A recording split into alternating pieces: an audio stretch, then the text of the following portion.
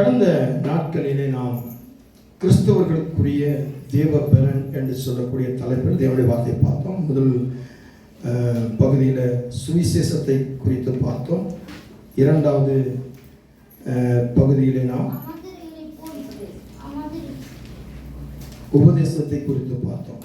இன்றைக்கு மூன்றாவது பகுதியை நாம் பார்த்து நிறைவு செய்ய போகிறோம், தியானித்து நிறைவு செய்ய போகிறோம். கர்த்தருடைய ஆவியானவர் தாமே நமக்கு உதவி செய்வாராக. கர்த்தருடைய பிரதான மகிமை நம்மை நடத்தும்படியாக. ஆமென். எடுத்து வாசிப்போம். அப்போஸ்தலர் நடவடிக்கைகள் முதல் அதிகாரம் 8வது வசனம். Acts chapter 1 verses 8. அப்போஸ்தலர் நடவடிக்கைகள் உங்களிடத்தில் வரும்போது நீங்கள் பலனடைந்து எருசலேமிலும் யூதேயா முழுவதிலும் சமாரியாவிலும் பூமியின் கடைசி பரியந்தமும் எனக்கு சாட்சிகளாய் இருப்பீர்கள் என்றார். ஆமென். இன்றைக்கு நாம் மூன்றாவது பகுதி, நிறைவுள்ள பகுதிக்குள் கடந்து வந்திருக்கிறோம். கிறிஸ்தவர்களுக்குரிய தேவபலன். தேவபலன் கிறிஸ்தவர்களுக்கு உரிய ஒரு தேவபலன் ரொம்ப முக்கியம். உலக பிரகாரமாக நம்ம பலனாக நினைக்கிற மனுஷர்கள் நம்மை கைவிடலாம், பணம் நம்மளை கைவிடலாம், நம்முடைய படிப்பு நம்மளை கைவிடலாம், நாம் நம்பி இருக்கிற நம்முடைய சொத்து சுகம் நம்மளை கைவிடலாம். இந்த தேவ பலன் அப்படின்றது வந்து நம்மளை கைவிடாது, நம்மளை வெட்கப்படுத்தாது, நம்மளை துக்கப்படுத்தாது, நம்மளை காயப்படுத்தாது. அது தேவைக்கு மட்டும் நம்மளை எடுத்து பயன்படுத்தி தேவைக்கு அப்பாற்படுத்த தூக்கி எறியாது. அது எப்பயுமே பார்த்தீங்கன்னா தேவ பலன் எப்படின்னா எப்பயும் ஒரே மாதிரி இருக்கும். நேற்றும் என்றும் என்றென்றும் மாறிடாத தேவ பலன். ஆமென். எத்தனை பேருக்கு புரியுது தெரியாது. நம்ம மனுஷர்கள்லாம் பார்த்தீங்கன்னா ஒவ்வொரு நேரம் மாறிட்டு இருப்போம். என்ன பிரதர் இந்த மாதிரி பேசுறீங்க, என்ன சிஸ்டர் அப்படி பேசுறீங்கன்னா, அன்னைக்கு நான் ரொம்ப டென்ஷன்ல இருந்தேன், அன்னைக்கு ரொம்ப வழியில் இருந்தேன், ரொம்ப வேதனை இருந்தேன் அப்படின்னு. ஆனால் இந்த தேவ பலன் எதையும் தாங்கக்கூடிய ஒரு சுமை தாங்கி, எதையும் சரியாக நடத்தக்கூடிய ஒரு சுமை தாங்கி. இந்த தேவ பலன் இருந்தால் என்ன சொல்லுவாங்க நிறைய பேர், என்னங்க நீங்களாம் ஸ்டார்டிங்கில் அவ்வளோ கோவக்கராக இருந்தீங்க, அவ்வளோ பயங்கரமான ஆளாக இருந்தீங்க, இப்போ என்ன இப்படி அனுசரித்து போகிறீங்க, சின்ன பிள்ளைகளுக்கெல்லாம் செவிசாச்சு போகிறீங்க அப்படின்னு சொல்லி நிறைய பேர் சொல்லுவாங்க. என்னுடைய மனைவி கூட பாஸ்டம்மா கூட என்னை நிறைய கூட சொல்லுவாங்க, இப்போல்லாம் நீங்கள் முந்தி மாதிரி இல்லை, ரொம்ப தயவாக போகிறீங்க அப்படின்வாங்க. அவங்களாம் எப்படி பேசுகிறாங்க, அவங்களுக்கு முன்னாடி ஒரு வார்த்தை கூட பேச மாட்டீங்க. இந்த தேவ பலன் வரும்பொழுது நம்மளை பொறுமையில், நீடிய சாந்தத்தில், தயவில், எத்தனை பேர் அடித்தாலும் உதறி தள்ளிட்டு போகக்கூடிய, எத்தனை பேர் வெட்கப்படுத்தினாலும் உதறி தள்ளிட்டு போகக்கூடிய, மறுபடியும் ஆண்டவர் சமூகத்தில் பிரகாசிக்கக்கூடிய வல்லமை, பிரசனத்தை உணரக்கூடிய, அனைவருக்கு போதிக்கக்கூடிய வல்லமை கொடுக்கக்கூடிய தேவபலன். ஏன்னா என்னுடைய வாழ்க்கை நான் ஒவ்வொரு நாளும் அனுபவிச்சு வருது. அதனால தான் எத்தனையோ காயங்கள் என்னை காயப்படுத்தினாலும், எத்தனையோ வேதனைகளை வேதனைப்படுத்தினாலும், எத்தனையோ துக்கங்களை துக்கப்படுத்தினேன். பாடணும்ல, நாம கர்த்தாவே உம்மை நம்பி உள்ளேன். இந்த பாட்டை நான் பாடி ப்ராக்டிஸ் பண்ணும்பொழுது உணர்ந்தேன். இன்றைக்கி கூட நான் பாடும்போது கூட தேவாலயத்தில் தேவ சபையில் பாடும்போது கூட உணர்ந்தேன். இந்த பாட்டு அப்படியே என்னையே வச்சு அந்த பாடம் எழுதின வரிகள் போல, எத்தனை முறை தள்ளப்பட்டிருக்கிறோம், எத்தனை முறை உடைக்கப்பட்டிருக்கிறோம் அப்படின்னு சொல்லுவேன். அப்போ இதில் எல்லாம் இந்த தேவ பலன் எப்படியாக நம்மளை ஒரு காரிய தரிசியாக, ஒரு காரியமாக நம்மளை நடத்தி கொண்டு இருக்குது. அது ரொம்ப விஷயங்கள் நமக்குலாம் சாட்சி சொல்லலைன்னா என்னை விட்டுட்டீங்க அப்படின்னு சொன்னால் நிறைய சாட்சி சொல்லுவேன். ஏன்னா அவ்வளோ சாட்சிகள் நம்முடைய ஆவியானவர் நம்முடைய தேவ பலத்தினால எனக்கு செய்திருக்கிறார். இன்னைக்கு உங்களை என்ன சாட்சி சொல்லணும் அப்படின்னா, நீங்கள் என்ன சொல்லுவீங்க, இன்னைக்கு தான் பணம் வரலையே, இன்னைக்கு தான் சம்பளம் வாங்கலையே, இன்னைக்கு தான் கடைக்கார வீட்டில் கத்திட்டு போனானே, இன்னைக்கு தான் கால் வழியாக இருந்துச்சு, காலை எந்திரிக்கும் போது முழங்கா வழியாக இருந்துச்சு, இடுப்பு வழியாக இருந்துச்சு, காலை எந்திரிக்கலே சண்டை, கணவன் மனைவியோட சண்டையாக இருந்துச்சோம், எனக்கு வந்து அந்த பிள்ளை மாதிரி கிடைக்கல, இந்த பிள்ளை மாதிரி கிடையாது, என் பிள்ளைங்களாம் மோசமாக பிள்ளை, இந்த மாதிரி தான் பேசுவோம். சாட்சி சொல்லணும் அப்படின்னா இப்படி தான் இந்த பின்மாற்றத்தை குறித்து தான் நினைப்போம், யோசிப்போம். அப்படிய ஆண்டவர் செஞ்ச நன்மைகளை நம்ம யோசிக்க தவறும்.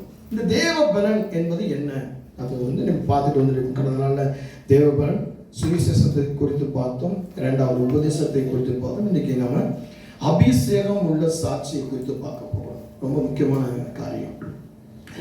பரிசுத்த ஆவி உங்களிடத்தில் வரும்பொழுது நீங்கள் பலனடைந்து எருசலேமிலும் யூதேயா முழுவதிலும் சமாரியாவிலும் பூமியின் கடைசி பரியந்தமும் எனக்கு சாட்சிகளா இருப்பீர்கள் என்றார்.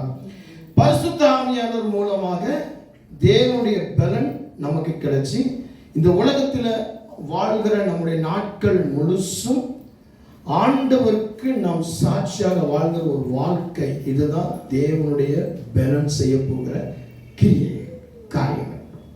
இன்னைக்கு தேவனுடைய பலன் இருக்கா அப்படின்னா எங்க விளங்கும் அப்படின்னு சொன்னா நம்முடைய அபிஷேக சாட்சியில விளங்கும். என்னுடைய அபிஷேகம், என்னுடைய சாட்சி என் குடும்பத்தில் விளங்கலன்னு சொன்னா எனக்குள்ள தேவ பலனை இழந்திருக்கிறேன், அல்லது தேவ பலனை பெறாமல் இருக்கிறேன், அல்லது தேவ பலனை பெற்றும் அதை உணராமல் இருக்கிறேன்.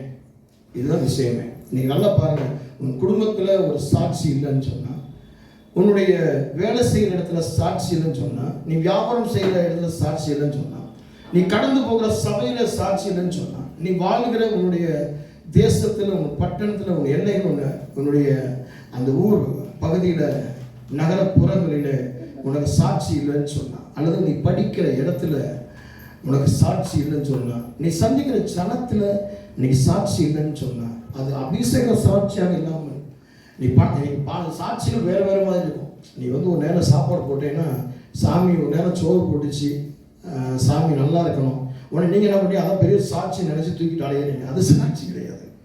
ஒரு பிச்சைக்காரர் வராரு, ஒரு உதவி கேட்டு வராரு, ஒரு ஹெல்ப்பர் வராரு அப்படின்னு சொன்னா ஒரு ஹெல்ப் பண்ணி, ஒரு ஹெல்ப்பிங் ஒரு இதோட உணர்வோட ஒரு ஃபீலோட நீங்கள் ஒரு ஹெல்ப் பண்ணுறீங்க.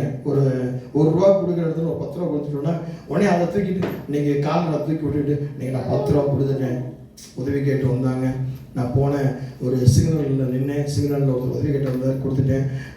இதுதான் சாட்சி நினைக்கிறது. இதெல்லாம் சாட்சி கிடையாது. அபிஷேக சாட்சி என்று ஒரு காரியம் இருக்கு.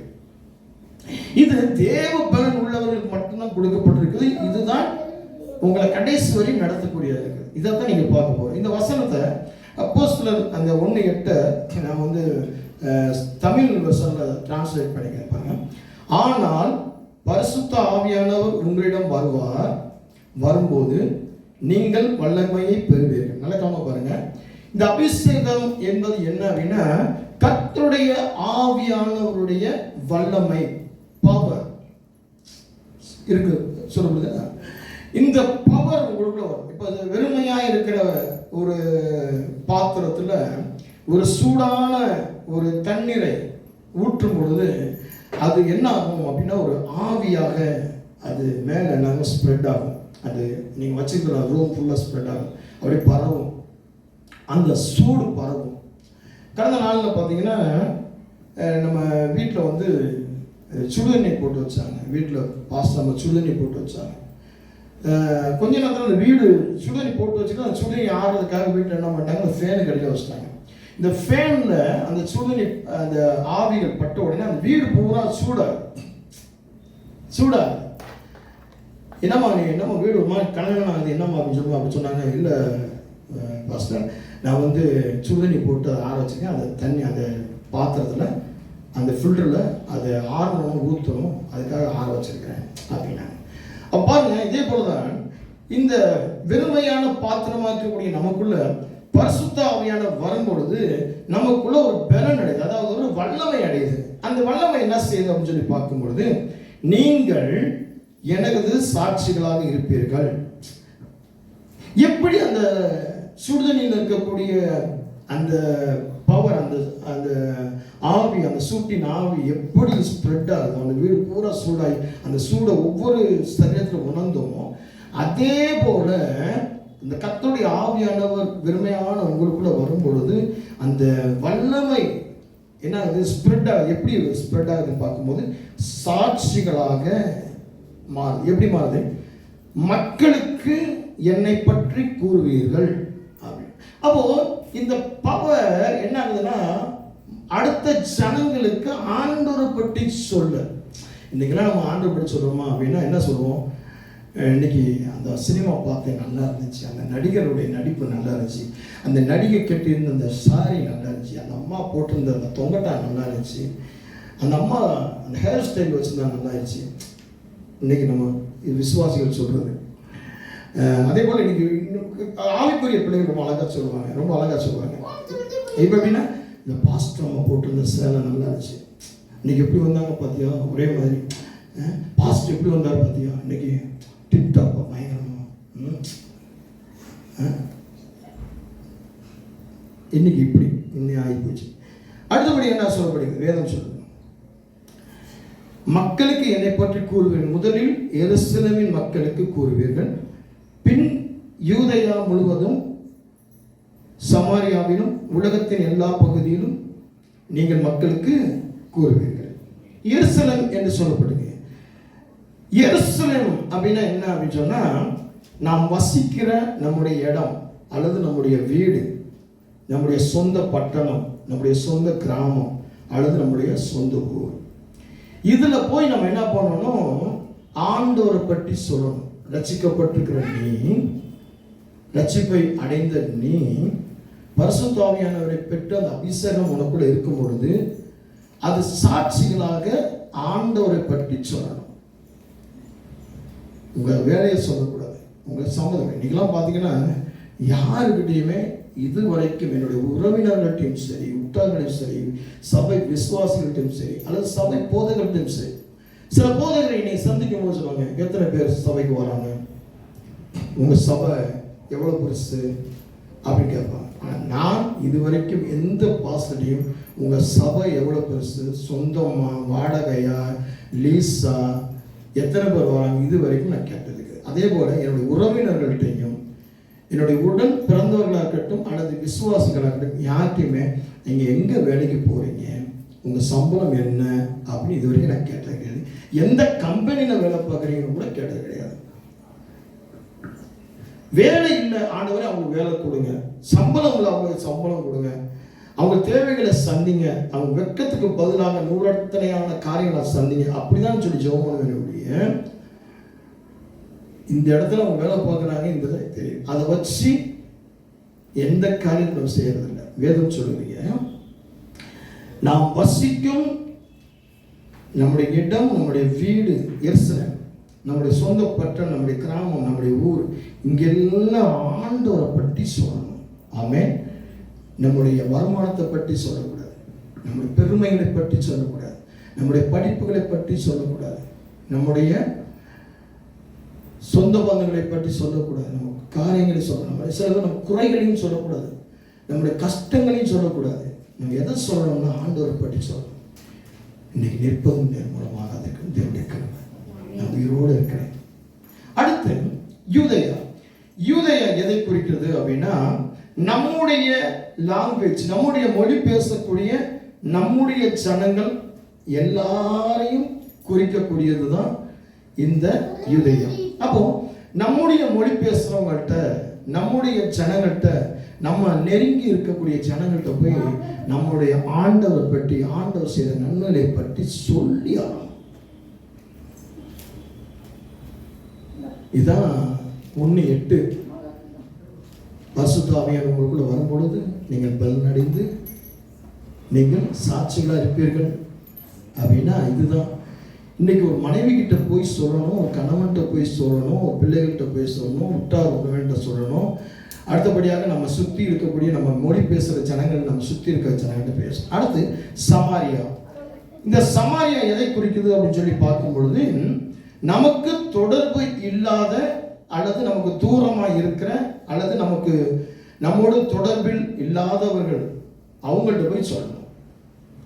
ஒரு நாளும் நமக்கு பழக்கம் இல்லாதவர்கள், அந்நியர்கள் அல்லது புறச்சாதிகள், இவங்கள்ட்ட போய் நம்ம ஆண்டவர் பற்றி சொல்லணும்.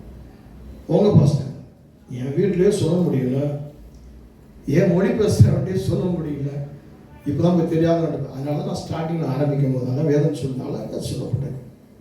முதலாவதாக எருசலேம், இரண்டாவது யூதேயா, மூன்றாவது சமாரியா. முதல் எங்கே ஸ்டார்ட் பண்ணணும்?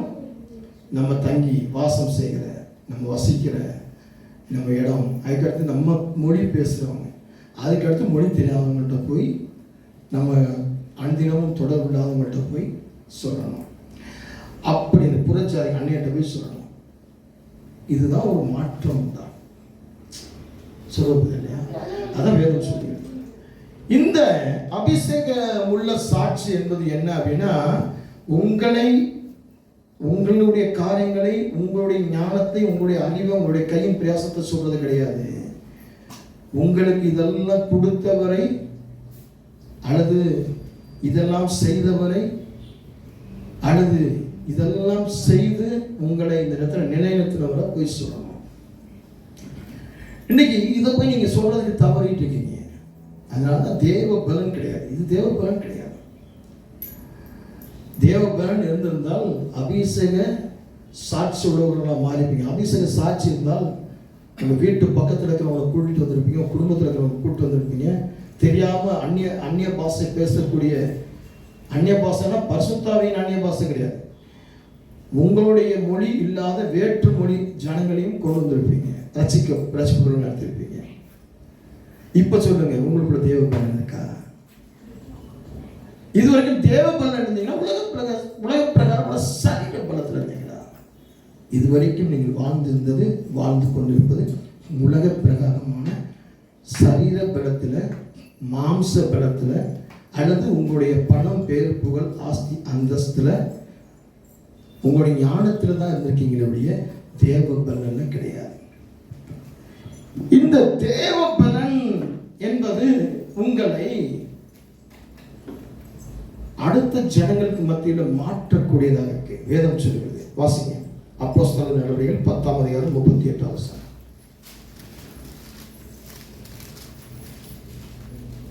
Acts chapter 10 verses 38.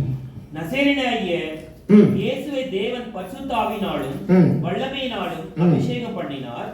தேவன் அவருடனே கூட இருந்தபடியினாலே அவர் நன்மை செய்கிறவராயும் பிசாசின் வல்லமையால் அகப்பட்ட யாவரையும் குணமாக்குறவராயும் சுற்றித் திரிந்தார். ஆமென். நசரேயனாகிய இயேசுவை தேவன் பரிசுத்த ஆவியினாலும் வல்லமையினாலும் அபிஷேகம் பண்ணினார். தேவன் அவருடனே கூட இருந்தபடியினால் அவர் நன்மை செய்கிறவராய். ஆமென். இப்ப கர்த்தருடைய ஆவியானவர், பரிசுத்த ஆவியானவர் உங்களுக்குள்ள வரும் பொழுது, உங்களுக்குள்ள அந்த அபிஷேகம் கிடைக்கும் பொழுது, அந்த தேவ பலன் உங்களை அபிஷேக சாட்சியாக மாத்துகிறது. எப்படி மாத்துறதுன்னா, நன்மை செய்கிறவர்களாக உங்களை மாத்துகிறது. இன்னைக்கு நீங்க நன்மை செய்கிறவர்களாக இருக்கிறீங்களா? ஒரு நாள் 24 hours காலையில் விடிஞ்ச காலையில் 6 மணிலேருந்து அடுத்த நாள் காலையில் 5:59 வரைக்கும் 24 hours நீங்கள் பார்த்தீங்கன்னா, இன்னைக்கு உள்ள நன்மையை மட்டும் செஞ்சேன், நல்லதை மட்டும் பேசினேன், நல்ல காரியங்களை மட்டும், நல்ல இடங்களுக்கு மட்டும் போனேன், நல்லவர்களோடு மட்டும் பகிர்ந்து பண்ணேன். நினச்சி பாருங்க, உங்களுக்கு தெரியும் எவ்வளவு கெட்ட வார்த்தைகள் வந்துச்சு, எவ்வளவு சூதுகள் வந்துச்சு, எவ்வளவு வம்புகள் வந்துச்சு, எவ்வளவு வழக்குகள் வந்துச்சு, எவ்வளவு போட்டிகள் வந்துச்சு, எவ்வளவு பொறாமைகள் வந்துச்சு, எத்தனை கோட்சொல்கள் வந்துச்சு, எத்தனை பாவங்கள் உங்களுக்குள்ள வந்துச்சு. 24 மணி நேரத்தில் உணரணும். இது கடைசி காலம். இதில் உணர்த்தப்பட வேண்டிய ஒரு கட்டாயத்துக்குள்ள இருக்கிறோம். என்ன பாஸ்டர், நீங்கள்லாம் எப்போ பார்த்தாலும் இப்படிப்பட்ட சத்தியத்தையா சொல்றீங்க? எங்கள் யூடியூப்பில் பார்த்தா, ஃபேஸ்புக்கில் பார்த்தா நிறைய பிரசங்கியார்கள் சிரிக்கிறீங்க. நிறைய கேட்டிருப்பீங்களோ, பார்த்துருப்பீங்களோ, சிரிக்கிறீங்களே, அல்லது இப்படி நினச்சிங்களோ, இப்போ நான் சொல்கிறத நினச்சிங்களோ? நீங்கள் மட்டும்தான் பாஸ்டர் இப்படியே போட்டு சத்தியம் அறுக்கிறீங்க. நீங்கள் இந்த நாளை பார்க்குறீங்க, நான் வருகிற நாளை பார்க்குறேன். இன்னைக்கு நீ பணம், பேர், புகழ், ஆஸ்தி, அந்தஸ்து பார்க்குற, நான் வரக்கூடிய பரலோக ராஜ்யத்தை பார்க்கிறேன். இன்னைக்கு உன்னை நான் பார்க்கிறேன், எனக்கு முகத்துக்கு நேராக உங்களை பார்க்கிறேன், பரலோகத்திலையும் உன்னை பார்ப்பனா, பார்க்கணும். இதுதான் என்னுடைய காரியம். நீங்க இன்னைக்கு பாஸ்டர் பார்த்தா போதும், அவ்வளோதான், அப்படி முடிச்சு போயிடுறீங்க. அடுத்த வாரம் ஞாயிற்றுக்கிழமை வந்தால் தான் பாஸ்டர் பார்க்குறேன். இடையில பாஸ்டரோட தொடர்பே கிடையாது. ஆனால் நான் உன்னை பரலோகத்தில் சந்திக்க வேண்டும். உன்னை மாத்திரம் கிடையாது, உனக்கு நான் சத்தியத்தை கூறுகிறேன் என்று சொன்னால் உன் குடும்பம் முழுசும், உன் தலைமுறை முழுசும், 40 தலைமுறைகளை நான் சந்திக்க வேண்டும் என்று சொல்லி என்னுடைய ஆவல். இதுதான் என்னுடைய எதிர்பார்ப்பு. நானே இப்படி எதிர்பார்க்கிறேன் என்று சொன்னால் என்னுடைய பரம தேவன், பரிசுத்த தேவன் இப்படி எதிர்பார்ப்பார். நான் ஒரு 4 தலைமுறை 40 தலைமுறை எதிர்பார்க்கிறேன் அப்படின்னா, ஆண்டவர் 4000 தலைமுறையாக பார்ப்பார், அல்லது 4 லட்சம் தலைமுறையாக பார்ப்பார், அல்லது 4 கோடி தலைமுறையாவது பார்ப்பார். கவனமாக கேட்கணும். நீங்கள் இன்னைக்கு வரதை இன்னைக்கு சிரிச்சு பேசுறத நீங்க பார்க்குறீங்க. இந்த பிரசங்கியார் சிரிச்சு பேசுறாரு, இன்னைக்கு ஆசீர்வாதம் போறாரு அப்படின்னு. ஆசீர்வாதம் யாருனாலும் சொல்ல வழிபோக்கர், வேதம் சொல்லும் சங்கீதத்திலே வாசிக்கும் வழிபோக்கரை போல ஆசீர்வாதம் கூறிவிட்டு போறது பெரிய விஷயம் கிடையாது. உன்னை சீர்படுத்துறது யாரு சொல்லுங்க பார்க்கலாம். இன்னைக்கு உங்க தாய்மார்களை சாட்சி சொல்லுங்க, இன்னைக்கு மதர்ஸ் டே அப்படின்னு சொல்லும் போது நிறைய பேர் தாய்களின் சில காரியங்கள் சொன்னீங்க. சில நேரங்கள் உங்களை கூட அது கூட சொல்ற சாட்சி சொல்ற அளவுக்கு நடந்தாங்க, நடத்திக்கிட்டு இருந்தாங்க. அவங்கள சொல்லணுமா அப்படின்ற மாதிரி வெட்கப்படும்படியாக இருக்கும், சொல்லப்படுது இல்லையா? ஆனால் அந்த தாயினுடைய எத்தனை மன உளைச்சல், எத்தனை காயம், அவங்களுடைய நிஷ்டூரங்கள் எவ்வளோ வந்திருக்கும், அவங்க கஷ்டங்கள் எவ்வளோ வந்திருக்கும்.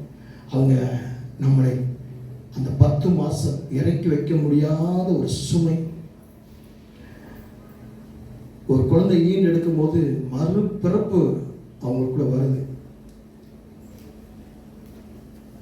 ஒவ்வொரு மாசமும் அந்த மென்சன்ஸ் பீரியடில் அவங்க படுற அவஸ்தைகள், அந்த 3 நாள் அந்த வயிற்று உபாதைகள், வலிகள் எப்படி இருந்திருக்கும்?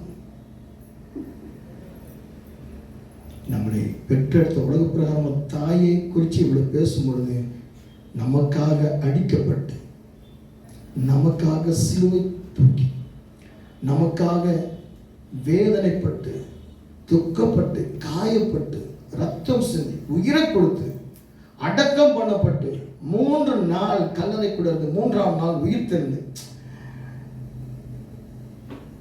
அவருக்காக நம்ம என்ன செஞ்சிருக்கோம்? சாட்சிகள் எப்படி இருக்கு? ஆண்டவருடைய சாட்சிகளை சொல்லுங்கன்னா, இன்னைக்கு பணம் வந்துச்சு, இன்னைக்கு பேர் வந்துச்சு, இன்னைக்கு வேலை வந்துச்சு, இன்னைக்கு வியாபாரம் வந்துச்சு, வேலை இல்லாமல் இருந்தால் வேலையை கேட்டேன் வேலை கிடைச்சிச்சு, சோகலாமல் இருந்தேன் நான் கேட்டேன் உடனே சோகம் வந்துருச்சு. இப்படிதான் நீங்க சொல்றீங்களுடைய என்னைக்காவது என்னுடைய சாட்சி இத்தனை ஜனங்களை மாத்தி இருக்கு, என் ஜனங்களை மாத்தி பரம சேனைகளாக பரலோகத்தின் ராஜ்யத்துக்கு அழைத்து கொண்டு போகும்படியாக இன்றைக்கு இஸ்ரவேல் கூட்டமாக, ஒரு பெரிய கூட்டமாக, ஒரு ஜாதி ஜனமாக, ஒரு சந்ததியாக தேவனுடைய திருச்சபையில கொண்டு வந்து நிறுத்திருக்கிறேன் பாஸ்டர். இதுதான் அபிஷேக சாட்சி. எப்படி இருக்கு இங்க சொல்லுது, நசராகிய இயேசுவை தேவன் பரிசுத்த ஆவியினால் அபிஷேகம் பண்ணும்போது அந்த அபிஷேகம் எப்படி இருந்துச்சு? அவர் நன்மை செய்கிறவராக இருந்தார்.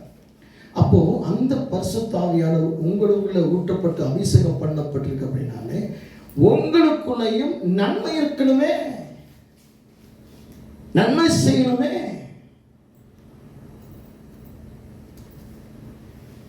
எவ்வளவு தீமை யோசனைகள், எவ்வளவு தீமையான பேச்சுகள், எவ்வளவு தீமையான காரியங்கள்.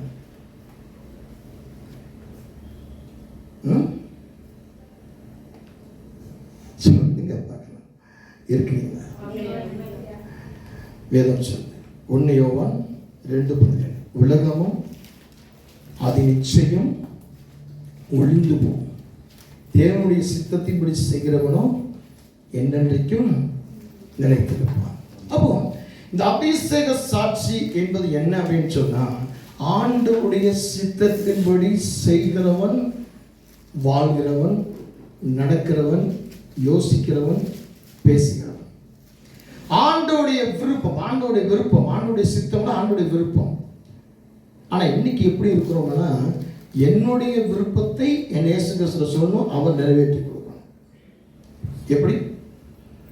ஆண்டவரே ஒரு அழகான வீடு வேணும், ஒரு 4 பெட்ரூம், ஒரு ஹால், ஒரு கிச்சன், ஒரு ஸ்டோர் ரூம், அங்க உங்களுக்கு ஒரு சின்ன ஒரு ரூம், ஒரு பிரேயர் ஹால் கட்டிடுறேன், ஒரு பிரேயருக்காக ஒரு சின்ன இடத்தை கட்டிடுறேன், ஒரு பூஜை அறை கட்டிடுறேன். அங்க காவடன் இருக்கணும், அந்த மரம் இருக்கணும், இந்த மரம் இருக்கணும். இதுதான் ஆண்டோட நம்முடைய விருப்பத்தை தான் சொல்லணும். எனக்கு இப்படிப்பட்ட வேலை வேணும், அந்த வேலையில் இப்படியெல்லாம் டைம் இருக்கணும், இப்படியெல்லாம் செயல்படணும், இப்படியெல்லாம் போனஸ் கொடுக்கணும், இவ்வளோதான் இன்க்ரிமெண்ட் கொடுக்கணும், அடிக்கடி எனக்கு ப்ரொமோஷன்ஸ் கிடைக்கணும், நல்ல ஓனராக்கணும், எனக்கு அடிமையான ஓனராக்கணும், நான் சொல்றதெல்லாம் தலையாட்டக்கூடிய ஒரு பொம்மை போல ஒரு ஓனராக்கணும். நம்ம விருப்பத்தை ஆண்டோடு சொல்றது. ஆண்டோடைய சித்தம்னா என்னன்னா, ஆண்டவர் உங்க சித்தம் எதுவோ அதுக்கு நான் சரிப்பட்டு போவோம். அதில் நெளிவு இருந்தாலும் நெளிஞ்சு போகணும், குனிவு இருந்தாலும் குனிஞ்சு போகணும், தாழ்வு இருந்தாலும் தாழ்ந்து போகணும், உயர்ந்தாலும் உயர்ந்து போகணும், அடித்தாலும் அடி வாங்கிக்கணும், பேசினாலும் பேச்சு வாங்கிக்கணும். இதுதான் அவருடைய சித்தம். இன்னைக்கு நாங்கள் பண்ணுகிறது அவருடைய சித்தத்தின் ஊழியம். எவ்வளவு காரி தும்பலப்படுகிறோம், எவ்வளவு பேச்சு ஏச்சு, எங்களுக்கு முன்னாடி எவ்வளோ பேசுகிறீங்க, எங்களுக்கு பின்னாடி எவ்வளோ பேசுகிறீங்க, எங்களுக்காக எவ்வளோ நினைக்கிறீங்க, எங்களுக்கு முன்னாடி எவ்வளோ நினைக்கிறீங்க, எல்லாத்தையும் அனுசரித்து எல்லாத்தையும் ஒரே மாதிரி நேசித்து, சின்ன வேலைந்து பெரிய வரைக்கும் ஒரே மாதிரி நேசித்து, எங்களை நீங்கள் என்ன காய் துப்புனாலும் உங்கள்கிட்ட ஒரே மாதிரி வந்துக்கிட்டு தொடச்சிட்டு வந்துருக்கீங்க. இதுதான் ஆண்டோடைய சித்தம். இதுதான் ஆண்டோடைய சித்தம். வேதம் சொல்லுறது இங்கே வாசிக்கணும். உலகமும் அது நிச்சயம் ஒளிந்து போகும். உலகமும் நிச்சயம். இப்போ நீங்கள் பண்ணிட்டு இருக்கிற ஒவ்வொரு இச்சைகளும், குடி, களி, வெறி, ஆட்டு, விபச்சாரம், வேசித்தனம், விக்கிரக ஆராதனை, சரீரத்துக்காக ஓடுறது, இச்சைகளுக்காக ஓடுறது, பெருமைக்காக ஓடுறது, பந்தாக்காக ஓடுறது, நீங்கள் நீ சொல்கிற கைத்தொழில் அப்படின்னு இதெல்லாம் ஒழிஞ்சு போயிடும். இச்சைகளுக்காக உன் குடும்பத்தை நடத்துறதுலாம், இச்சைகளுக்காக நீ வீடு வாசல் உண்டு பண்ண ஒழிந்து போயிடும். இச்சைகளுக்காக காடு கரையில் ஒழிந்து போயிடும். ஆண்டோடைய சித்தத்தின்படி என்னென்ன செயல்பட்டு வந்திருக்கோ அதுதான் நினைக்கும். ஆண்டோடைய சித்தத்தின்படி ஒரு வீடு கட்டி, ஆண்டோடைய சித்தத்தின்படி ஒரு வயக்காடு, ஆண்டவர் சித்தத்தின்படி ஒரு குடும்பம், ஆண்டவர் சித்தத்தின்படி ஒரு மனைவி, ஆண்டவர் சித்தத்தின்படி ஒரு கணவன், ஆண்டவர் சித்தத்தின்படி பிள்ளைகள், ஆண்டவர் சித்தத்தின்படி ஆண்டவர் சித்தம் எதெல்லாம் இருக்கோ அது எல்லாமே கடைசி நாட்கள் இருக்கும். ஆண்டவர் சித்தம் இல்லாமல் உன்னுடைய விருப்பத்துக்கு நீ எதெல்லாம் எடுத்துக்கொண்டியோ எல்லாமே அழிஞ்சு போகும். இது சாட்சி. இந்த அபிஷேக சாட்சி உனக்குள்ள வேணும். வேதம் சொல்கிறது 1 யோவான் 2:20 நீங்கள் பரிசுத்தராலே அபிஷேகம் பெற்று சகலத்தையும் அறிந்திருக்கிறீர்கள். நல்ல கவனமா பாருங்க.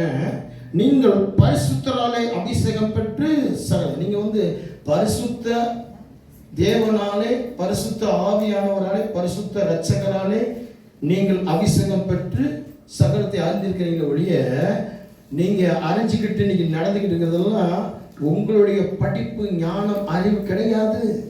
இன்னைக்கு நீ அது மாதிரி ஓடிட்டு இருக்கீங்கன்னா அதெல்லாம் ஒரு சிக்கல் இல்லாமல் போயிடும். நைட்டு படுத்தேன்னா காலை எந்திரிக்க முடியாம.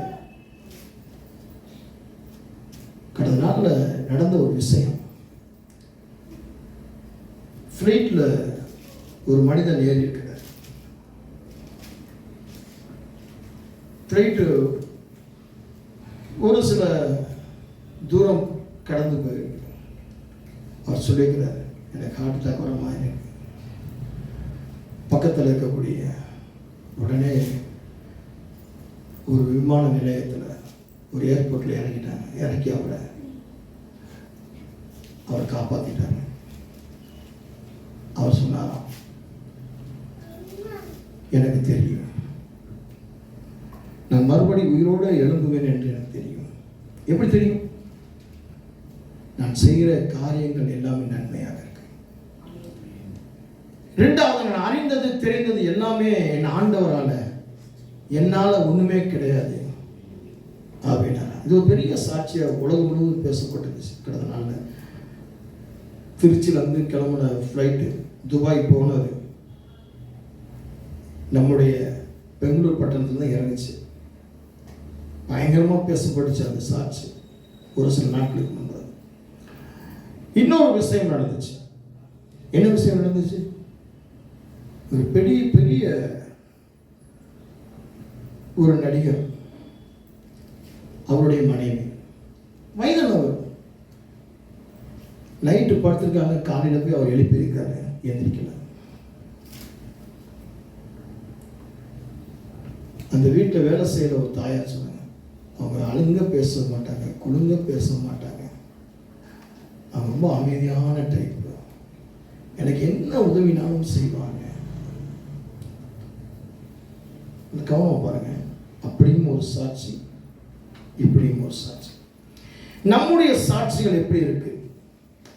நாம் அபிஷேகம் பரிசுத்தராலே பெற்றிருக்கிறோம், அவராலே சகலத்தையும் அறிந்திருக்கிறோமா, அல்லது சரீர பிரகாரமாக பாவத்தில் பாவிகளோடு சேர்ந்து பாவத்தை கற்று துன்மார்க்கமாக வாழ்ந்து கொண்டிருக்கிறோமா?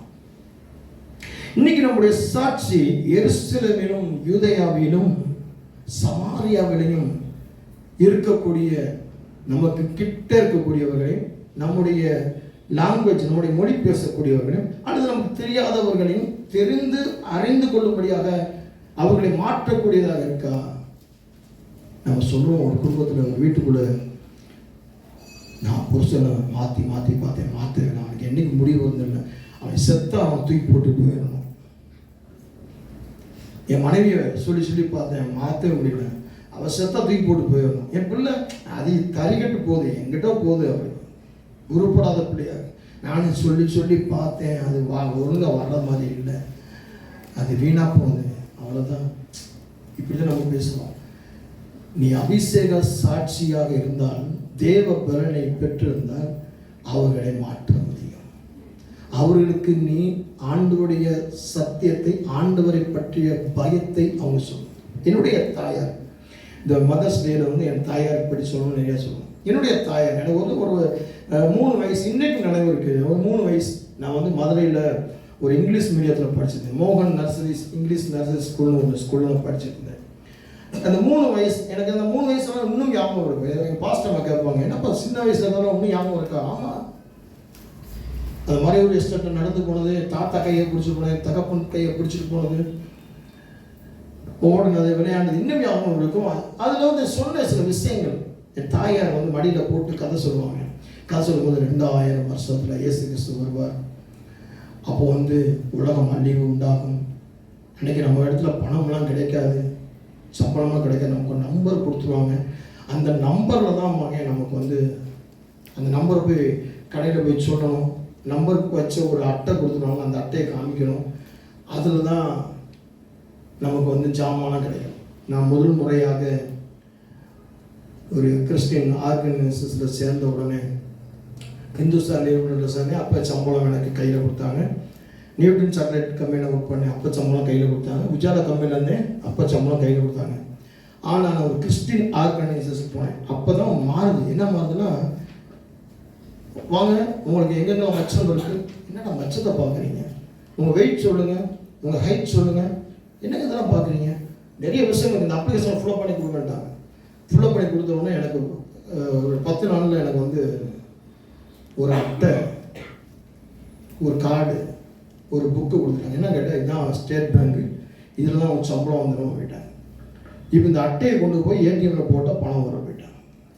அப்போ தான் என் தாயார் சொன்ன ஞாபகம், என்னோட 3 வயசில் சொன்னது இத்தனை வருஷம் காலம் கழிச்சு, அப்போ எவ்வளோ தீர்க்க தரிசனம் அவங்க சாட்சியில் இருந்துச்சு. எப்படி இருந்துச்சு அன்னைக்கு விதைச்ச விதைகள் எப்படி இருந்துச்சு. இன்னைக்கு நிறைய பேர்ட்ட கிரெடிட் கார்டு, டெபிட் கார்டு, இன்னைக்கு சாதாரணமாக நீ படிக்காத ஆளுங்கள்ட்ட கூட என்ன இருக்கு, இன்னைக்கு டெபிட் கார்டு இருக்கு, கிரெடிட் கார்டு. இன்னைக்கு ஃபோன் மூலமாகவே என்ன பண்ணுறோம், எல்லா பொருளும் வாங்குறோம். இன்னைக்கெல்லாம் கடையில் போய் காய் வாங்குறதில்ல. எங்கள் வீட்டு பக்கத்துலனா காலையில் 5 மணிலேருந்து நைட்டு 1 மணி வரைக்கும் பார்த்தீங்கன்னா ஆன்லைன் வந்துக்கிட்டே இருப்பாங்க எங்கள் வீட்டு பக்கத்தில். எனக்கே அழுத்து போகும், என்னடா அது, எல்லாம் சோம்பேறியாக வீட்டுக்குள்ளே இருப்பாங்க, வெளியே யாரையும் பார்க்க முடியாது. எங்கள் வீட்டு சைட்லனா வெளியே யாரையும் பார்க்க முடியாது. ஆன்லைன் வந்துக்கிட்டே இருக்கும், பாக்ஸாக வந்துகிட்டே இருக்கும். என்ன வரும், காய் வரும்.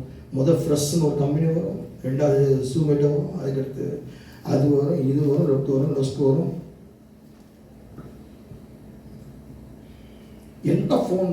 எல்லாம் ஃபோனில் காசு கொடுங்க, ஃபோன் எல்லாமே ஃபோன் மூலியமா எல்லா நம்பர்கள் கொடுக்கப்படும். வெளிப்படுத்தின விசேஷத்தை எங்கள் தாயார் அன்றைக்கே சொன்னாங்க. வெளிப்படுத்தின விசேஷத்தில் இப்போ ஒரு வார்த்தை சொல்லியிருக்கு, எல்லாருக்கும் 3 ஆறுகள் போடப்படும், அந்த 6 தான் மகன் அப்படின்னு. இன்றைக்கி அந்த WWW அதுதான் 3 ஆறுக்குரிய காரியம். அந்த 3 WW நீங்கள் பார்த்தீங்கன்னா 3 6 எண்ணி பார்த்தீங்கன்னா தெரியும். 3 6 கோடுகள் இருக்கும். அன்னைக்கே தீர்க்க தரிசனம். நீங்கள் பரிசுத்தராலே அபிஷேகப்பட்ட சகலத்தை, அதான் பரிசுத்தராலே அபிஷேகம் பெற்ற என்னுடைய தாயார் சகலத்தையும் அறிந்த அந்த தாயார் அன்னைக்கு விதைத்த விதை பல வருஷம் கழிச்சு இன்னைக்கு பாஸ்டர் ஐசக்காக உலகம் முழுவதும் தேவனுடைய வார்த்தை சுமந்து கொண்டு போய் கட்டிருக்கிறார். அப்போ நீங்களும் பரிசுத்தராலே அபிஷேகம் பட்டபடினாலே நீங்க சகலத்தையும் நல்ல விஷயங்களையும் கெட்ட விஷயங்கள் வந்து கெட்ட விஷயங்களை ஒதுக்கி நல்ல விஷயங்களுக்கு ஓடுகிறவர்களாக நீங்க இதுதான் தேவனுடைய பலன். நீங்க சரீர பலன்ல ஓடிட்டு கொண்டிருக்கிறதுனால தான், சரீர இச்சைகளில் ஓடிக்கொண்டிருக்கிறதுனால தான் நீங்க விழுந்து போயிடுறீங்க. உங்களால் நிர்ணயிக்க முடியல. ஒரு வாரம் சபைக்கு வரும்போது இப்படி, ஒரு வாரம் சபைக்கு வரும்போது இப்படி, இன்னொரு வாரம் சபைக்கு வரும்போது இப்படி, இன்னொரு வாரம் இப்படி, இன்னொரு வாரம் இப்படி. அப்போ சில வாரம் காண சில நாள் வந்தாலும் அப்படியே கண்ணு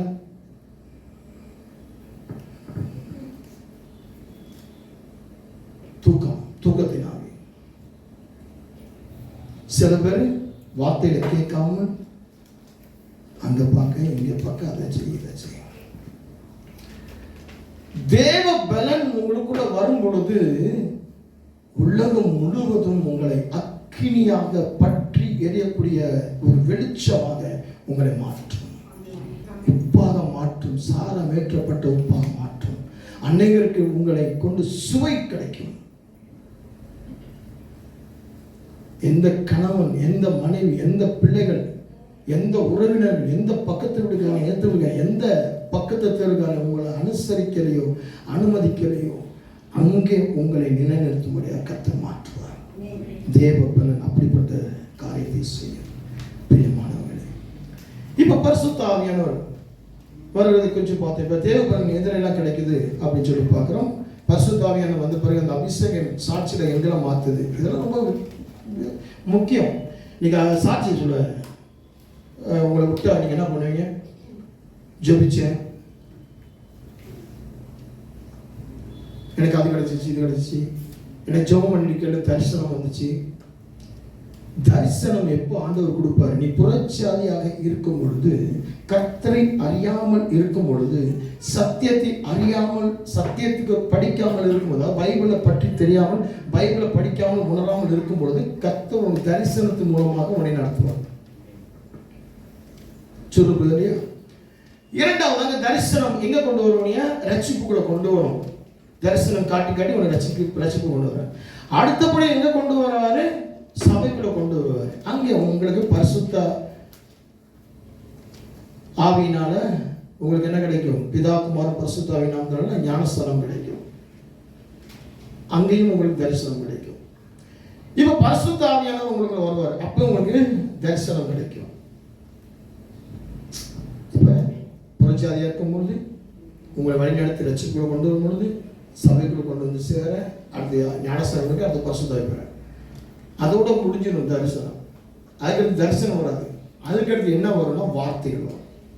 அதுக்கடுத்து நீங்கள் பைபிள் படிக்கணும், பைபிளை கேட்கணும், சத்தியத்தை கேட்கணும், பிரசங்கம் கேட்கணும்.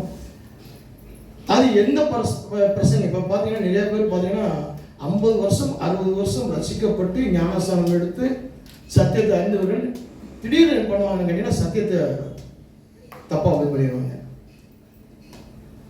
இப்போ புதுசாக முடிச்சுட்டு வர பிரசங்கியார்கள் ஏதாவது ஓல்ட்டி விட்டோம்னா, ஆமாம் இது கூட கரெக்டாக தான் சொல்கிறாங்க, இது கூட சரியாக தான் சொல்கிறாங்க. இப்போ நினச்சிங்களேன், இந்த பாஸ்டர் எப்போ பார்த்தாலும் இதுதான் சத்தியத்தை அறியாதவர்கள். சத்தியத்தை அறிகிற அறிவின் மேன்மைக்குள்ள உங்களை கொண்டு வரணும். அதான் ரொம்ப விஷயம். பைபிள் படிச்சு கதை புக்கு மாதிரி தான் சொல்றேன், வாசிக்க கூடாது, படிக்கணும். படிப்புன்றது ட்ரைனிங். இந்த பைபிள் வார்த்தை மூலமா கர்த்தர் உங்களுக்குள்ள பேசுவார். இப்போ உட்காந்துட்டீங்க, ரசிக்கப்பட்ட பின்பு, ஞானஸ்தானம் எடுத்த பிறகு, சர்ச்சைக்கு வந்த பிறகு, இன்னையும் நீங்க வந்து தேவனுடைய வார்த்தை கேட்டு படிச்சு, அதுக்கப்புறம் நீங்க வந்து இன்னும் எனக்கு தரிசனம் தரிசனம் தரிசனம் தரிசனம் கண்ணு தெரிஞ்சு கால தெரிஞ்சு படிச்சு தெரிஞ்சுக்கிட்டு இப்படியே ஓடிட்டு இருக்கீங்கன்னா நீங்க இன்னும் சத்தியத்தை அறியல, தேவ பலனுக்குள்ள வரல, பரிசுத்த ஆவியினுடைய அந்த நிறைவான அபிஷேக சாட்சியை அடையல அப்படின்னு அர்த்தம். இப்போ உங்களுக்கு தரிசனம் கிடைக்காது.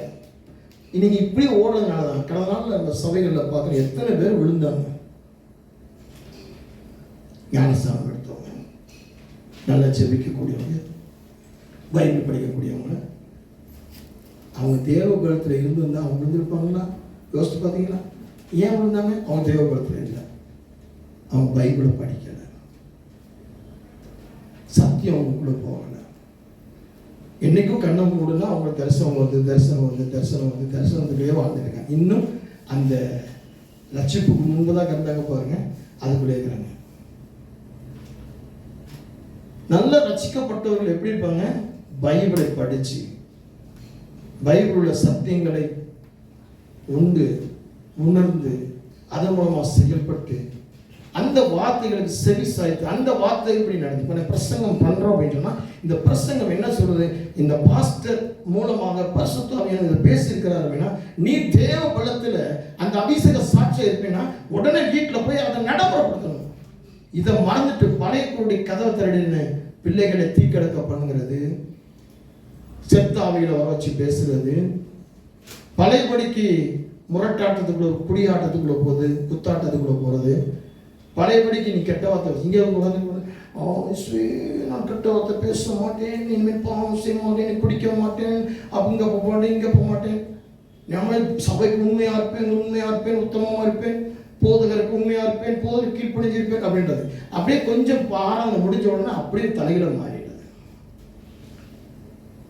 அப்போ அபிஷேக சாட்சி அது கிடையாது. இப்போ நீங்க ஒரு வேலை பார்க்குறீங்க,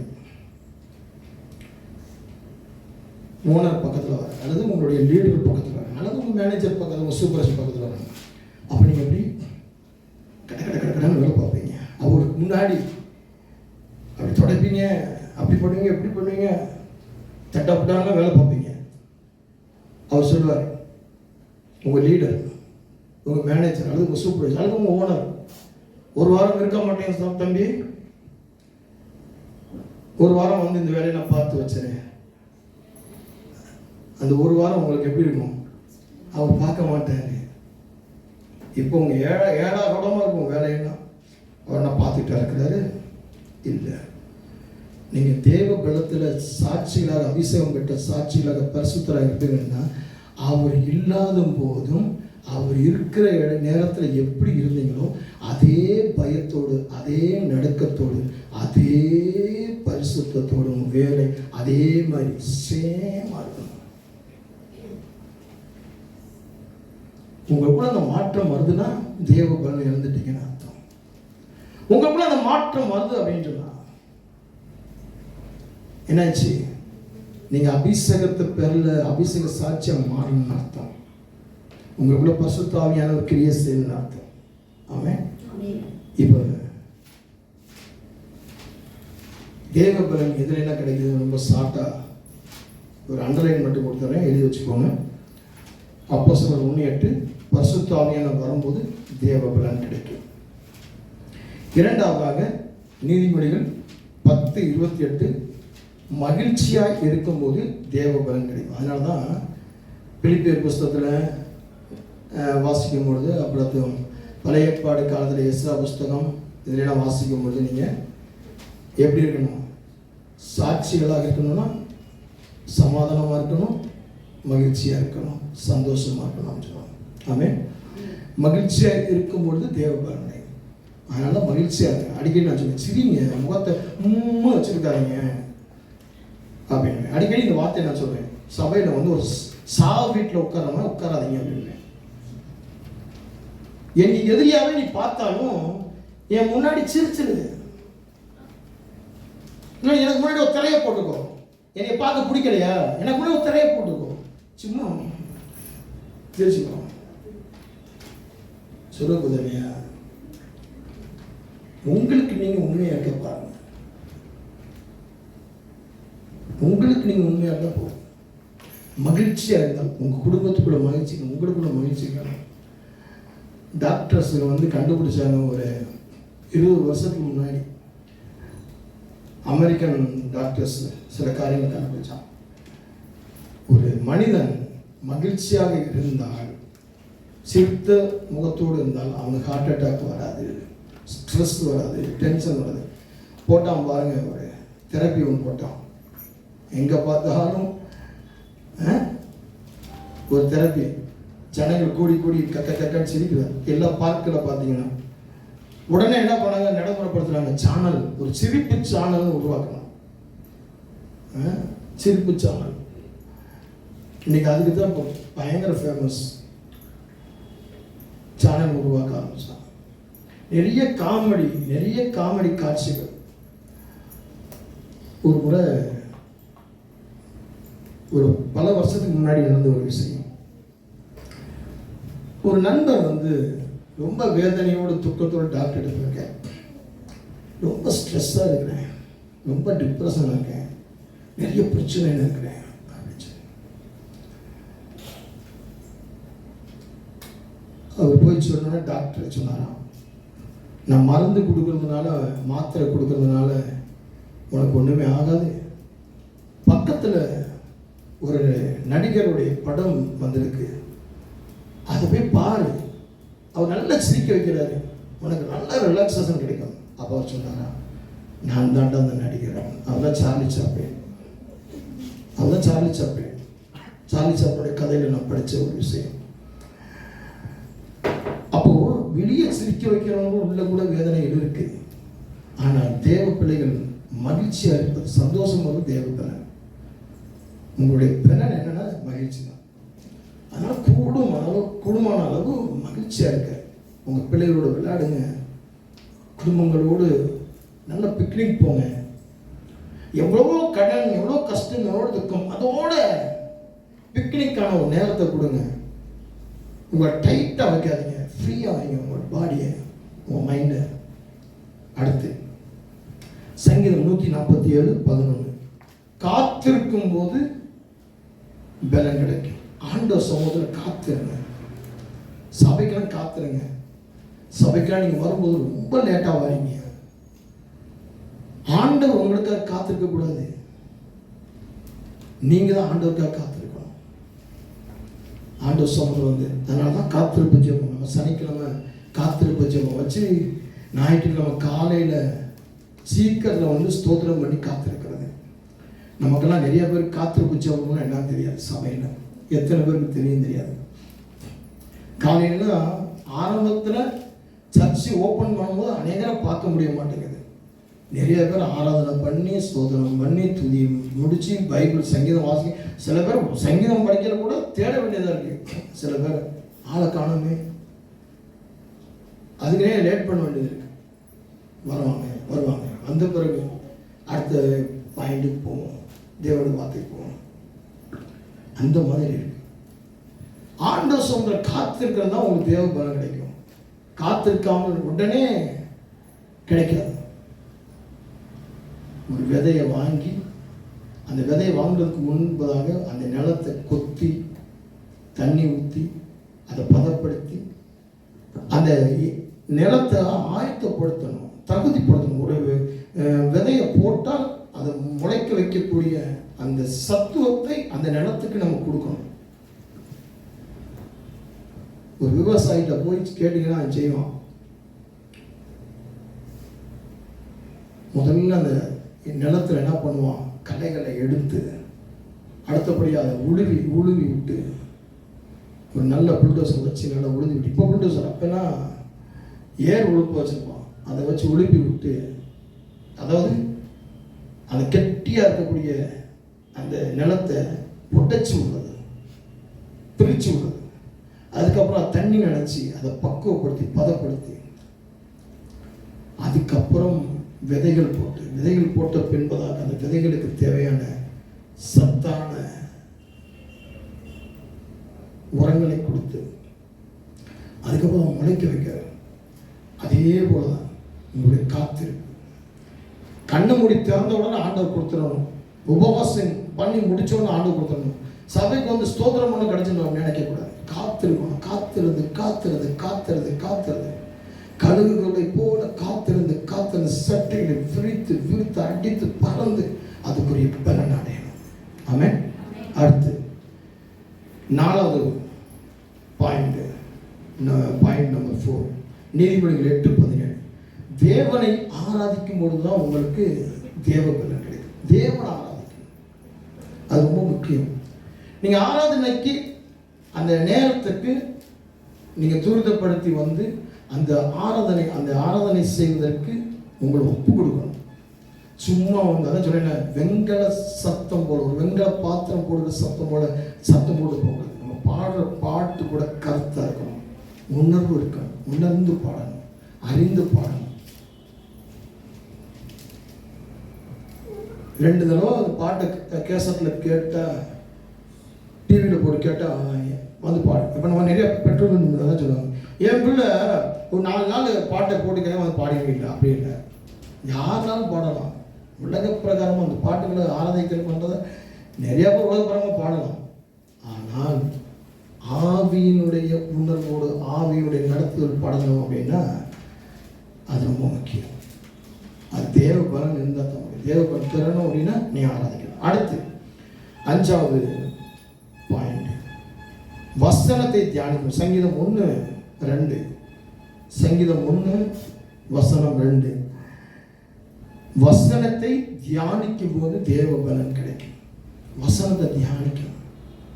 வசனத்தை டெய்லி 4 வசனம் படித்தேன், 4 அதிகாரம் படித்தேன். எனக்கு நிறைய பேர் பார்த்தீங்கன்னா, நிறைய பாஸ்டர்ஸ், நிறைய விசுவாசிகள் புதுசாக கிளம்பி இருக்காங்க. 7 நாளில் பைபிளை படித்து முடிச்சுட்டு கின்னஸ் இருக்காது. 48 மணி நேரத்தில் பைபிள் படித்தா கின்னஸ் இருக்காது அப்படின்றாங்க. உனக்கு பதக்கம் கிடைக்குது. இல்லை, நீ படிக்கிற வசனங்கள் ஒரு நாளைக்கு 10 வசனம் அல்லது 1 வசனம் இருந்தாலும் அது உன்னுடைய இதயத்தில் ஆழ்ந்து பதிந்து அது உனக்குள்ள சில காரியங்களை துளிர்க்க பண்ணுவதாக இருக்கணும். அந்த வசனம் அறியக்கூடிய உணர்ந்த பாடு பேசக்கூடியதாக. எனக்கும் பைபிள் கண்ணை மூடிட்டு அப்படியே கதை சொல்லிட்டு போயிடுவேன், கரைச்சி குடிச்சிருக்கேன் அப்படின்றதுல இருக்கக்கூடாது. இந்த வசனம், இந்த வசனத்துடைய காரியம், இந்த வசனத்துடைய தொடக்கம் இருக்கு, இங்க இருக்கு, முடிவு அங்க இருக்கு. அது வேதம் ஒன்றுக்கு ஒன்று ஜோடி திராது இருக்காதுன்னு சொல்லி வேதம் சொல்லுது. அவருடைய வார்த்தை ஒன்றுக்கு ஒன்று ஜோடி இருக்கும், வார்த்தை ஜோடி இருக்கும். அதெல்லாம் நீ தேடி ஆராய்ந்து பார்த்து தியானிக்கக்கூடிய கடை நீங்கள் டெய்லி கடை நான் பைபிள் படிக்கிறேன், மாஸ்டர் படிச்சு தான் படிக்கிறேன், படிச்சு தான் நினைக்கிறேன் அப்படின்னா கொட்டாய் கூட்டிகிட்டே படிக்கிறது, தூங்கிக்கிட்டே படிக்கிறது, அப்படியே கெடாசிட்டு படிக்கிறது. அந்த மாதிரி இருந்தீங்கன்னா அவங்களோட தேவ பலன் வராது. நான் சத்துருன்னு உங்களை நல்லா கட்டி வச்சுக்கிறோம். அடுத்து 6வது பாயிண்ட் நம்பர் 6, சங்கீதம் 22:3. சங்கீதம் 22:3, கர்த்தரை துதிக்கும் போது, முதல் சொல்லுது ஆராதிக்கும் போது, இது துதிக்கும் போது. துதிக்கிறது வேற, ஆராதிக்கிறது வேற.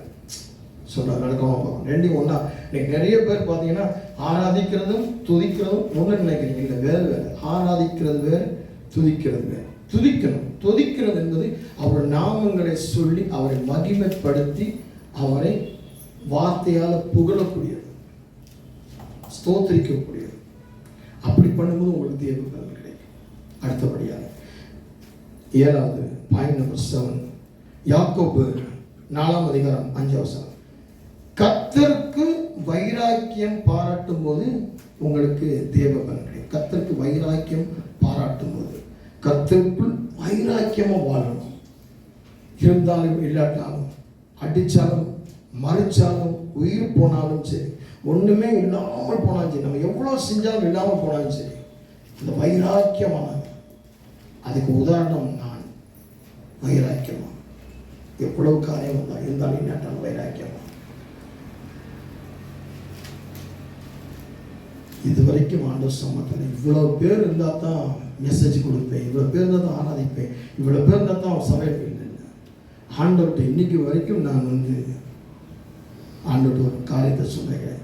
ஒரு ஆள் எனக்கு முன்பதாக இருந்தாலும், ஒரு சிறிய பிள்ளை எனக்குள்ள இருந்தால், வாஞ்சையோடு கேட்டால் நான் மெசேஜ் கொடுப்பேன். அது வைராக்கியமாக கர்த்தருக்காக கிருபை பாராட்டணும். அப்போ உங்களுக்கு தேவ பலன் கிடைக்கும். தேவ பலன் உங்களுக்குள்ள வரும்பொழுது நீங்கள் எருசலேமிலும் யூதேயாவிலும் எப்படி இருப்பீங்க? சமாரியாவிலும் சாட்சிகளாக இருப்பீங்க. ஆண்டோடைய வருகை பெரும் கடைசி கடைமுனை வரைக்கும் நீங்கள் சாட்சி. உங்களுடைய சாட்சி பரிசுத்தமாக இருக்கும். தேவ பலன் ரொம்ப முக்கியம். இந்த கடைசி காலம், இந்த கடைசி காலத்தை தேவ பலன் இருந்தால் தான் நீங்கள் ஜெயிக்க முடியும். தேவ பலன் இல்லைன்னு சொன்னால் உங்களை வீழ்த்தாது. இப்பயே நீங்கள் என்ன ஆயிடுறீங்க, சின்னதாக ஒரு காரியத்தை அவன் கிரியேட் பண்ண, சாத்தான் கிரியேட் பண்ண, நீங்கள் விழுந்து போயிடுறீங்க. சின்னதாக ஒரு சாக்கு போக்கு, ஒரு சின்ன ஒரு விஷயம், சின்ன ஒரு பணம், சின்ன ஒரு பொருள், சின்ன ஒரு ஆசை, சின்ன ஒரு இச்சை, சின்ன சின்ன விஷயம், சின்ன சின்ன ஒரு எமோஷனல் காரியத்தை உங்களை கொடுத்துட்டா அப்படின்னா இமோஷனலாக விழுந்து போயிடுறீங்க. நிறைய பேர் சின்ன ஒரு எமோஷனாக வந்தால் போதும், அப்படியே டக்குன்னு இதாகிருக்காங்க.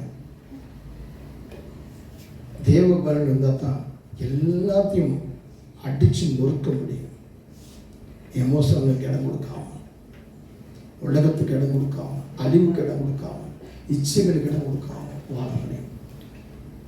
நானும் 10 பேரை மாதிரி நானும் ஞானஸ்தானம் எடுத்தேன், சர்ச்சுக்கு போனேன், நானும் ரசிக்கப்பட்டேன், நானும் ஜெபம் பண்ணி இப்போ பார்த்தாலும் தரிசனம் தரிசனம் தரிசனம் தரிசனம், கண் தெரிஞ்சு காது தெரிஞ்சு மூக்கு தெரிஞ்சுன்னு பார்க்காம வார்த்தைகளுக்கு அர்ப்பணிச்சு இப்போ அந்த கட்டத்தில் நீங்கள் மாறிட்டீங்க.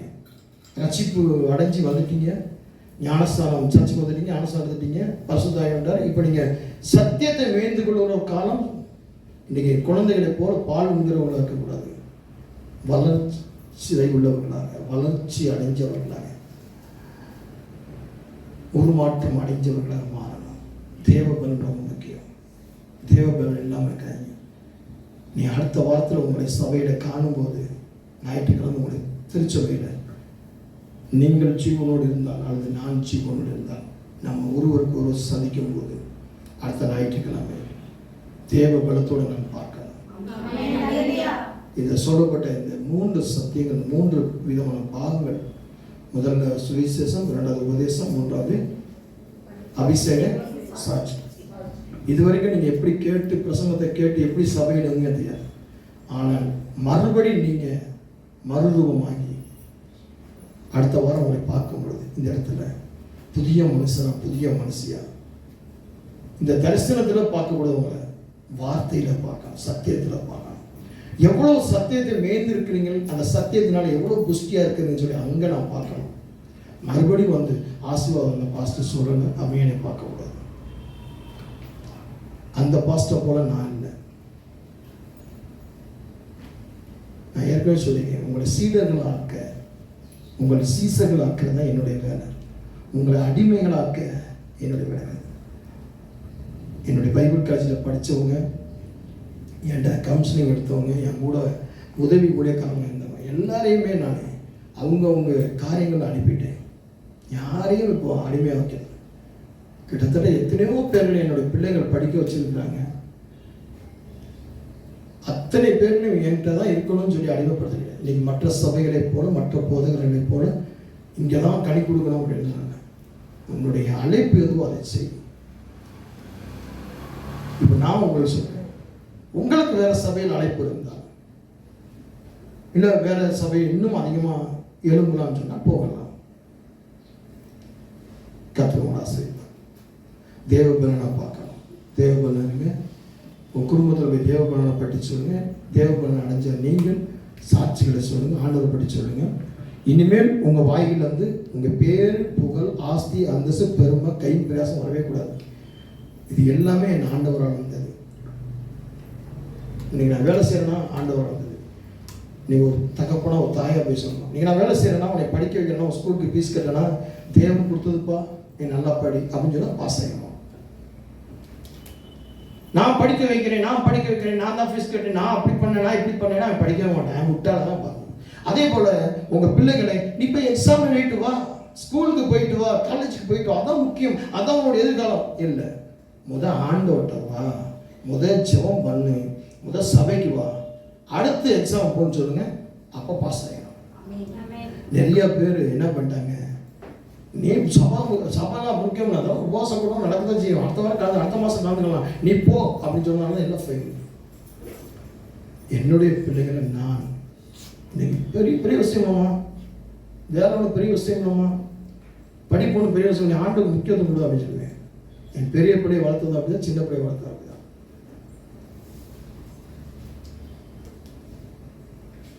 அவங்களுக்கு சாப்பாடு போட்டு சாப்பாடு டிஃபன் எடுத்துகிட்டே வர மாட்டோம். வந்து ஆராதனை பண்ணி முடிச்ச பிறகு வீட்டில் போய் சாப்பாடு வைக்கணும். அதான் நீ தேவைப்படுத்துனாங்க. அதான் வைராக்கிய பாராட்டு. ஆமென். பிரியமான தேவனுடைய பிள்ளைகளை கர்த்தருக்கு ஒப்பு கொடுங்க. தேவ பலன் என்பது கண்டிக்கும், உணர்த்தும், சீர்படுத்தும். தேவ பலன் இருந்தால் இன்னைக்கு பாவத்தோட நீங்க போக மாட்டீங்க, கெட்ட வார்த்தை பேச மாட்டீங்க. பாஸ்டர் சொன்னார்ல, மனைவி போய் சொல்ல வேண்டாம், கணவன் போய் சொல்ல வேண்டாம், பாஸ்டர் மெசேஜ் கொடுத்தாருல சொல்ல வேண்டாம். இன்னைக்கு உன் வீட்டுக்குள்ள மறுரூபம் வரணும், மாற்றம் வரணும். பழையவைகள் ஒளிந்து போகணும், எல்லாம் புதியவைகளாகும், எல்லாம் தேவ பலனாக மாறணும். அந்த மகிழ்ச்சி உங்கள் வீட்டுக்குள்ள சந்திக்கணும். ஆமென். ஜெபிப்போம். அன்பின் பரலோகத்தின் பிதாவே, கிறிஸ்தவர்களுக்குரிய தேவ பலன் என்று சொல்லக்கூடிய தலைப்பில் 3 பகுதிகளாக காணும்படியாக பரிசுத்த ஆவியானவர்கள் கிருபை செஞ்சீங்க, கிருபை பாராட்டினீங்க. நன்றி, ஸ்தோத்திரம். கர்த்தருடைய ஆவியானவரை மென்மையாக சகல காரியங்களும் உறுதியாக நடத்தினீங்க. எத்தனையோ பிளவினங்கள் மத்தியில், எத்தனையோ சோர்வுகள் அசதிகள் மத்தியில், எத்தனையோ தடைகள் மத்தியில் அபிஷேக நாதன் எங்களை அபிஷேகமாக நடத்தின கிருபைக்கு நன்றி. முதல் பகுதியில் சுவிசேஷத்தை குறித்து பார்த்தோம், 2வது பகுதி உபதேசத்தை குறித்து பார்த்தோம். இந்த 3வது பகுதியில் அபிஷேக சாட்சி குறித்து பார்த்தோம். இந்த வார்த்தையில கேட்ட ஒவ்வொருவரையும் கருத்தில் ஒப்புக்கொள்ளுங்க. நீங்க ஒவ்வொரு தேவ பலத்தை அடையட்டும், பெற்றுக்கொள்ளட்டும். அதன் மூலமாக இந்த உலகத்தை ஜெயிக்கட்டும். சிறு பிள்ளைகளை ஆசிர்வதிங்க, வாலிப பிள்ளைகளை ஆசிர்வதிங்க, ஸ்திரீகள் புருஷர்களை ஆசிர்வதிங்க, ஊழியர்கள் ஊழியக்காரர் ஆசிர்வதிங்க. இந்த வார்த்தைகளை சேனல் மூலமாய் பார்த்து பங்கெடுக்கிற ஒவ்வொரு பிள்ளைகளையும் நீங்க ஆசிர்வதிங்க. உங்கள் கருத்தில் அடையின் மனைவி பிள்ளைகளை ஆசிர்வதிங்க. இயேசுவின் நாமத்தினால் பிதாவே, ஆமென். கர்த்தர் உங்கள் அனைவரோடு கர்த்தர் உங்களை ஆசிர்வதிப்பார். God bless you.